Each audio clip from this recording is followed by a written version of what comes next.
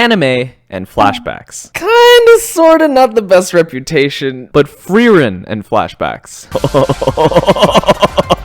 Hi, thanks for clicking on the video. This is the 4,000th Frieren video essay on YouTube. I will do my best to live up to the title. So we're going to talk about Flashbacks, but first a quick word on Frieren. I'm going to assume that you've either seen Frieren, read Frieren, or know what it's about, but if not, you can either watch one of these other videos, or you could just, here, come on, let's go.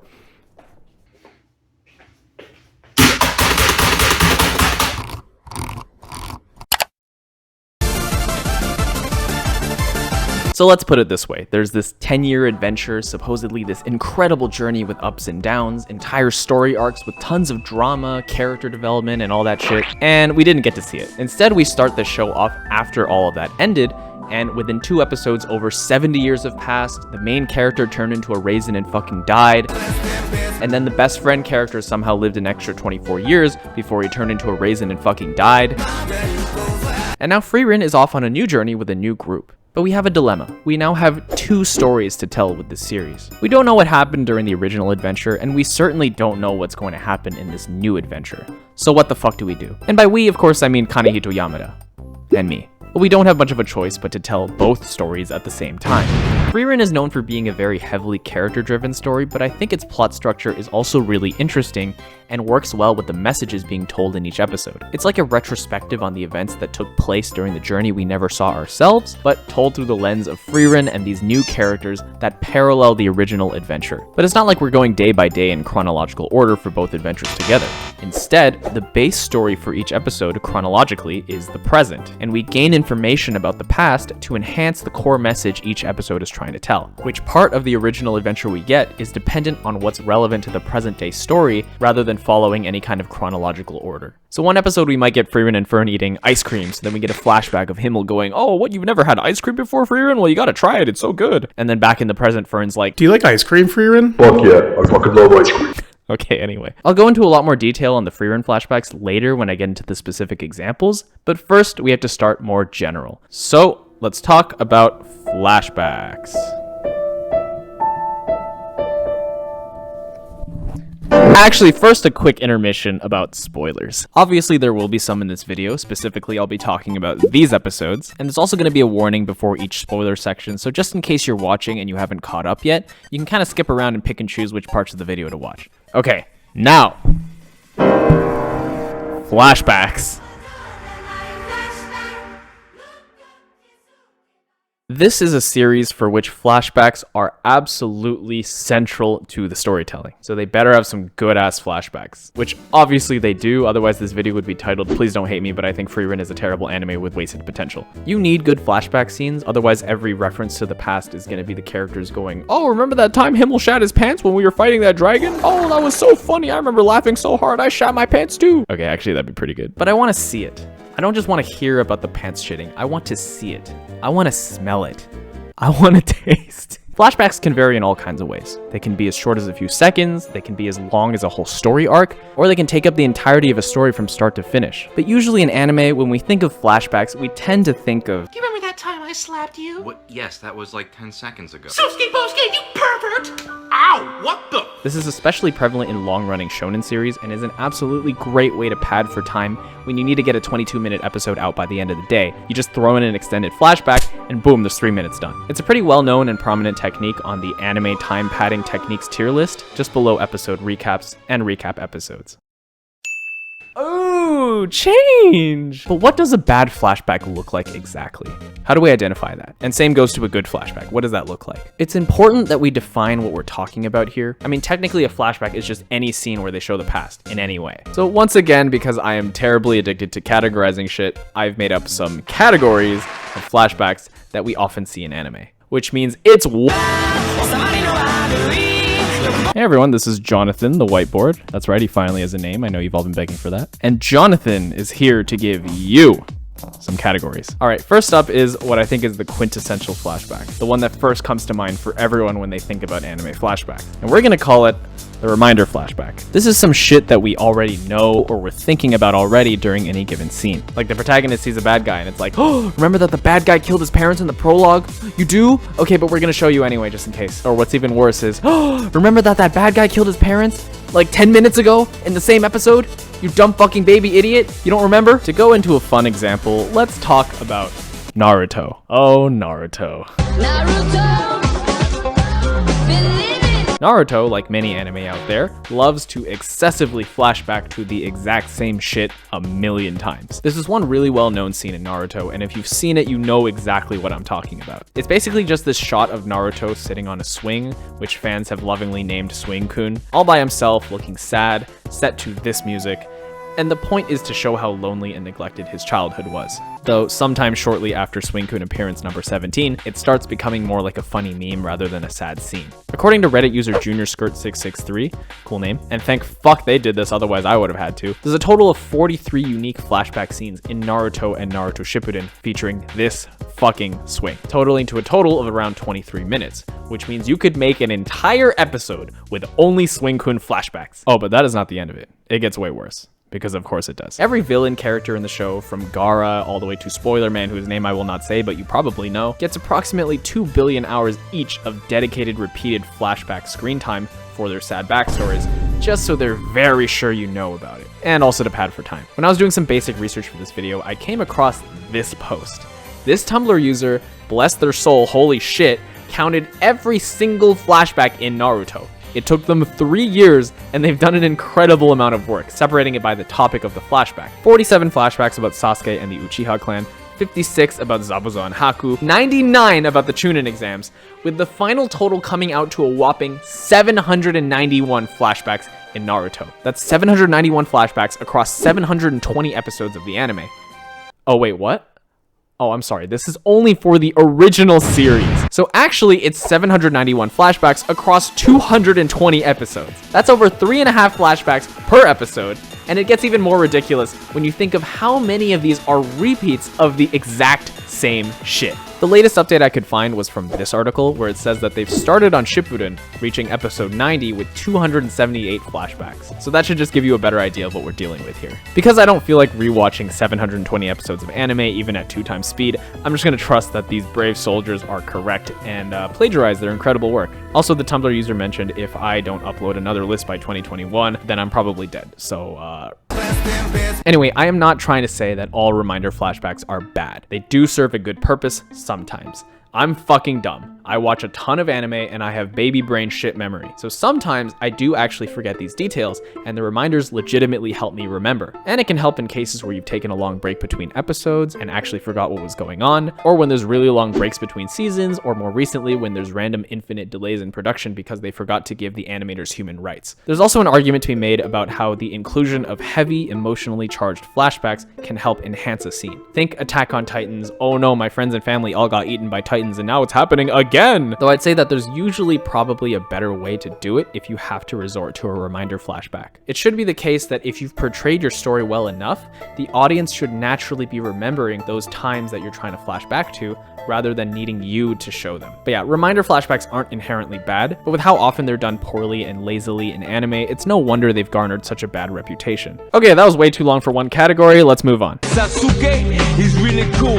Sakura, the beautiful. Since we just talked about reminder flashbacks, the kind that, you know, reminds you of stuff that you already knew, the remaining types of flashback are obviously going to give you new stuff that you didn't know. So the remaining 3 categories I have are all going to be describing what the new thing is that you didn't know that the flashback is now trying to show you. The first type is exposition. So it's purely just about delivering plot information, except instead of plot information we already knew, it's this new shit.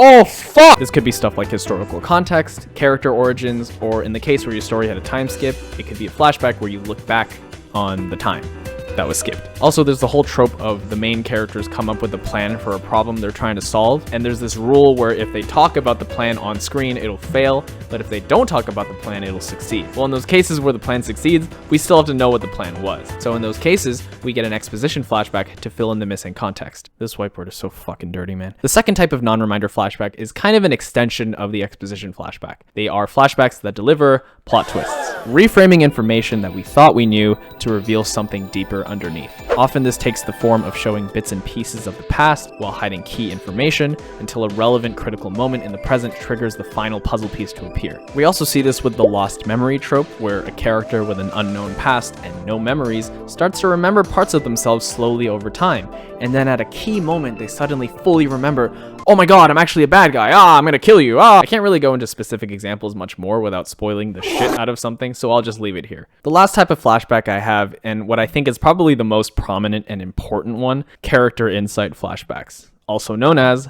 the backstory. These focus on allowing us to look into a character's past and help us understand more about who they are and how they came to be this way. It's especially useful for making villains seem less like cartoonishly evil characters. On the day of my actual birth, both of my parents failed to show up. And more like actual people with real motivations that you can come to understand better once you've witnessed their full story. This happens especially frequently with death scenes in what's known as the shonen flashback. Oh god, not again. When it's pretty much the author going, okay, so yes, this character's in this important fight, and yes, we just dedicated this entire episode / chapter to their sentimental backstory for no reason. Nothing bad's gonna happen. That's crazy. Why the fuck would you assume that? Okay, go! Obviously, this is a super common technique used in anime. If you've even seen just a couple of anime, you've probably seen this used to some effect. And it can definitely be done really well and have a super strong impact on the viewer. But if used improperly, it can be kind of a lazy technique used for characters when they didn't quite have enough development before the big moment, and the author realizes that a bit too late. It's also so common now that pretty much everyone knows exactly what's coming once the flashback starts, so in cases where the flashback drags on for too long, some people might start tuning out because you're pretty much delaying the inevitable at that point. I think character development works best when it's given time to settle into the story, so doing this kind of last minute flashback stuff just before a character's demise can seem kinda cheap, desperate, and shoved in for the sake of it. It should also be noted that putting in a flashback like this in your story can be kind of a risk for the story. If the central character of your flashback is somebody nobody gives a fuck about, then you've just subjected your audience to a domain expansion of boring.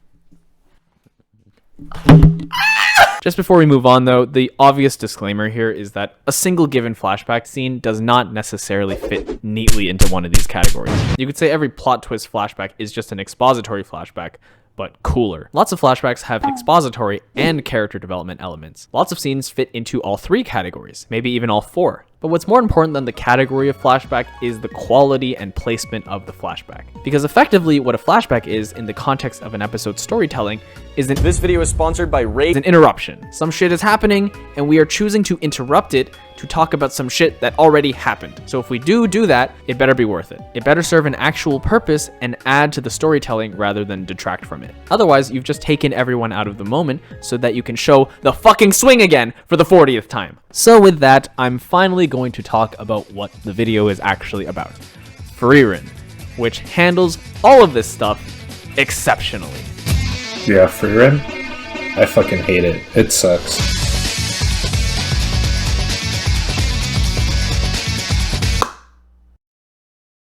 It's finally time for the Frieren flashbacks. Welcome to things Frieren does with its flashbacks that are absolutely amazing, and I wish more shows would follow in its footsteps. So just to repeat myself a little bit, Frieren really likes to interweave its flashback scenes with relevant scenes from the present day. Except in addition to this, they also love to split them into multiple parts, which we'll see plenty of times in the examples coming up. The purpose of Frieren's flashbacks, like with many others, is typically to fill in missing information to complete the message of the story they're telling, one idea at a time, as if it's slowly filling in pieces of a jigsaw puzzle. They connect to what's currently happening, not only through the plot, but through connecting themes, ideas, and character revelations. And because this is a story where people spend a lot of time thinking about the past, flashbacks are used there too, to bring their thoughts and memories to life.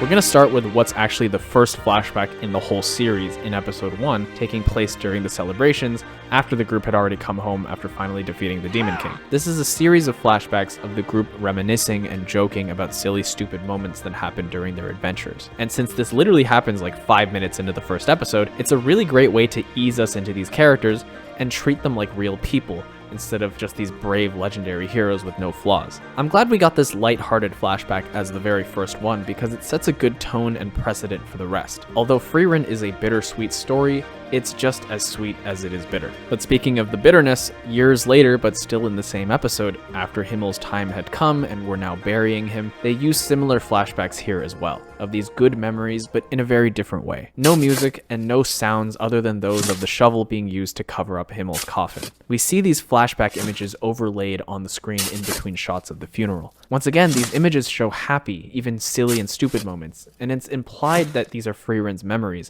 as she finally lets her feelings out and shows us her tremendous regret for the first time over not having gotten to know Himmel better. And through this, we complete that bittersweet theming. These flashbacks essentially help us understand how the tone of this show is going to be from this point on.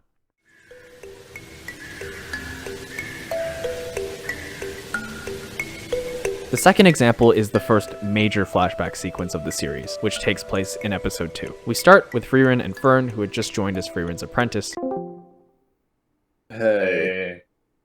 Traveling to this village and helping them clear out a statue of Himmel. Frieren wants to plant flowers around the statue, but before casting a spell to plant just any random flowers, she suddenly recalls Himmel, shown to us through this short 2-second flashback to him saying something. We're not quite sure what, but that something changes Frieren's mind and motivates her to find these blue moon weed flowers because they're from Himmel's hometown. The rest of the episode is about Frieren really taking her time trying to find these flowers, and Fern kind of losing her patience because it's taken them so fucking long. It's been 6 months, mate. Can we hurry the fuck up? Throughout this entire time, Fern has also been wondering and asking Frieren a central question, one she's been pondering for a while, and one she hasn't really been able to understand the answer to. Why does Frieren like magic so much? Why does she go around collecting silly little spells for seemingly no reason? As we ponder this question ourselves, we get introduced to some of the first signs of Frieren's big change over the years, starting with Frieren's answer to Fern's question. It really is just a hobby.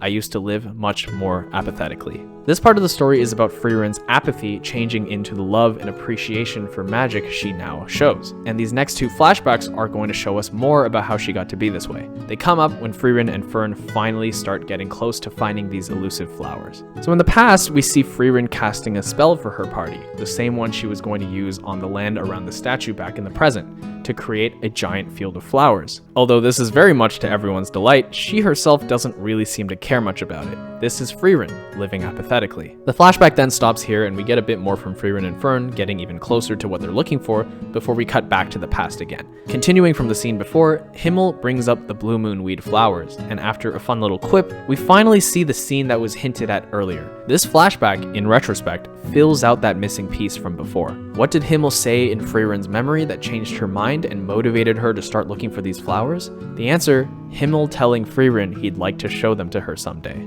a wish we know was never fulfilled. The Frieren of today remembered this conversation at that exact moment, and all of that detail was hidden away through this 2-second flashback from earlier in the episode, followed by a proper reveal later on. I even checked the manga to see if they did this, and no, it looks like that little hint was an anime original, which makes it even cooler. But back to the scene itself, we're shown Frieren's response to Himmel as what you would have expected from the Frieren of that time. Apathy. A Frieren who's distant from everyone else and doesn't care about flowers or magic or any of that stuff. Immediately after that, the first cut back to the present shows a direct contrast. The Frieren of today is smiling. The apathetic thing to do would have just to put any random flowers on the field. Who cares which one she picked? Himmel's already gone, and any random flowers would probably look just as nice and make everyone just as happy. But Himmel himself, the very person who we're being told was the catalyst for Frieren's change, the one who would compliment her magic all the time, lives on in her memory all these years later, and in this moment acts as a driving force for her. They can't just be any random flowers, they need to be these ones. Without really needing to say much, the timing of this flashback scene and the way it was used give us all the remaining pieces of information we needed to fully understand the message this story is trying to tell. The jump from Frieren's apathetic statement to her current self's smile clues us in not on just the plot details of what specifically happened during their 10-year adventure, but on the impact that it had on her outlook on life. And it's a perfect example of why I love the way flashbacks are done in this series so much. This format for flashbacks also kind of sets up a bit of a formula that will be changed and reused over and over again in the series. We see a similar story telling the same kind of message about Frieren not finding enjoyment out of something shown in a flashback with Himmel in the group. In this case being the New Year's festival and sunrise, and then because of that being able to now appreciate them, which is also shown through her smile.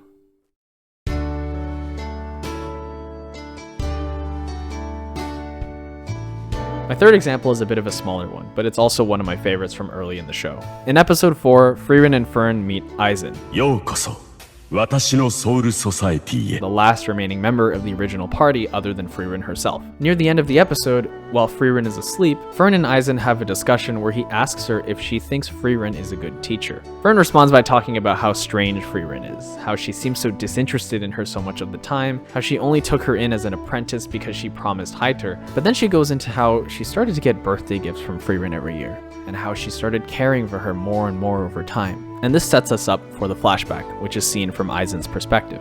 We're shown yet another instance of Frieren in the past being rather cold and apathetic. This is from, again, right after their journey had just concluded, and Frieren was talking about leaving the capital and going to travel on her own for a while, which to her meant 50 years. After hearing a suggestion from Aizen, she calls the idea of taking on an apprentice a waste of time, which was a sentiment she maintained for a long time, even decades after that point, because no mage in training would be able to keep up with her, and they'd probably end up just dying in vain. Aizen's response? You fucking idiot, that's not how relationships work. The cut back to the present shows us that Aizen's thinking about how Frieren's learned what she was missing before, though there's no smile this time because, yeah. Aizen concludes that Frieren is a good teacher, because the person Fern described to him is both familiar yet very, very different from the Frieren in his own memory. And once again, this flashback is used to give us kind of a peek into Aizen's mind and offer that extra bit of information we needed to complete the message. I love this one because though the message is kind of similar to the previous one I talked about, that being showing Frieren's development as someone who learns to care about the smaller things in life as well as other people, there's a key difference in that it's told from the perspective of someone else rather than Frieren herself. This change in perspective makes all the difference for me and breathes new life into this flashback formula that the series is establishing. And it's also just so cute that I just wanted to kind of melt into my chair and fucking die.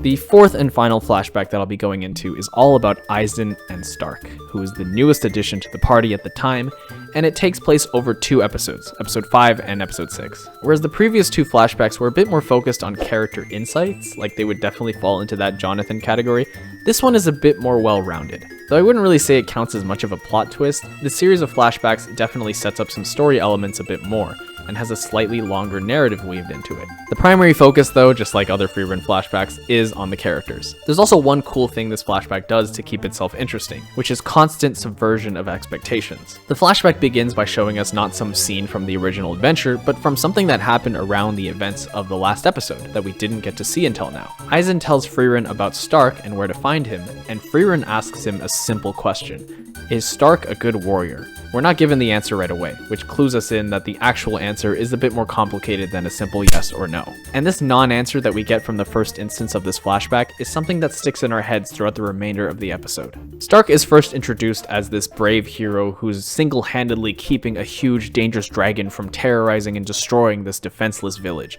So yes, a good warrior, you might say. But very quickly, because Frieren drags Stark into her plan to actually kill the dragon, we're shown that he's somewhat of a fraud. A big fraud! And he's actually a huge coward. He's basically just mooching off this village who thinks he's protecting them, but he's actually just kind of shitting his pants all the time at the thought of one day having to actually fight this dragon for real. So because of that, our expectations are flipped. Yep, he's a fraud and a coward, which would make him a pretty shit warrior. Then after we've been given that context, we cut back to that same flashback, where Aizen gives the rest of his answer, revealing that, yes, he is a coward, and that's why Aizen taught him everything he knew. Frieren, seemingly going against common sense, concludes that yes, Stark is a good warrior, putting our own expectations into question once again. I like this because it's kind of a reversal of the usual formula. In the last few flashbacks, the past was used to give us clues and context for a scene that takes place in the present. In this case, we're using present-day clues to fill in a conversation that took place in the past. At this point, we're introduced to kind of a parallel between Stark and Aizen, because when Stark is about to fight the dragon, he's shaking. We get another quick flashback where Frieren recalls that when their party was up against this holy shit, beautiful, majestic creature. Holy fuck, look at that thing, Jesus Christ. And during this flashback, Aizen is shown shaking a lot too, in the same way we're seeing Stark in the present. Aizen then drops one of the sickest lines I've ever fucking heard. Being afraid isn't a bad thing. It's my fear that brought me this far. And these flashbacks show us that Frieren was so quickly convinced that Stark was a good warrior because he acts the same honest, earnest way that Aizen did. These two cowards are strong not in spite of their fear, but because of it. They use their fear to push them further. What's fantastic is that even during this climactic, beautifully animated fight between Stark and the dragon, the main focus of the storytelling is still on the past, as we finally complete this story told by the flashback. Earlier in the episode, Stark reveals that he got his forehead scar from a fight with Aizen, rather than from fighting monsters. Stark thinks that it was out of anger, because he disappointed him somehow. And because they're both complete shit at communicating, they never talked it out. But the final part of the flashback shows Aizen giving Frieren the last key piece of information we needed from the past. Aizen hit Stark during their training session not because of anger or disappointment, but because of fear. He hit him on a reflex because he was subconsciously afraid of how strong his student had become. And the moment we get that revelation, we cut back to an iconic and patented Frieren smile, with the final answer to the question revealed. Yes, Stark is an incredible warrior, and we get the payoff of this whole story, with Stark absolutely messing this dragon the fuck up.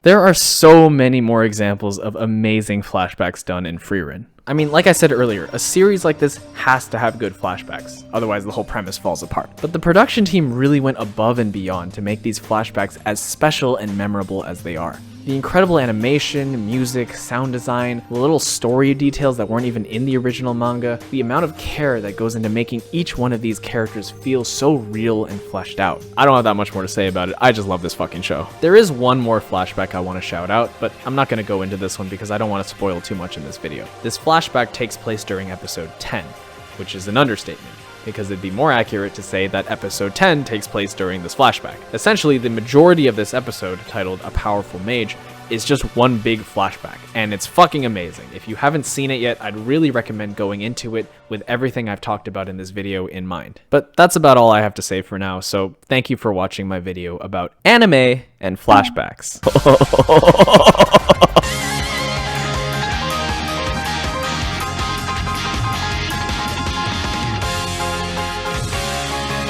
Slay.